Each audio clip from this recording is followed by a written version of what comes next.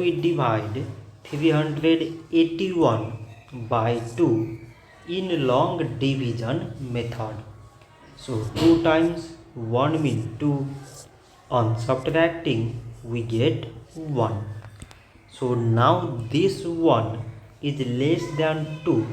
So we put down the number beside this 8.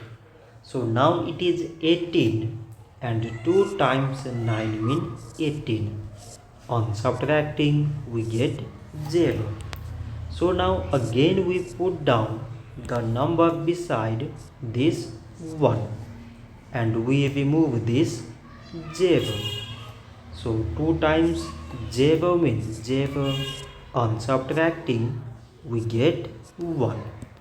So again this 1 is less than 2 and there is no other number beside.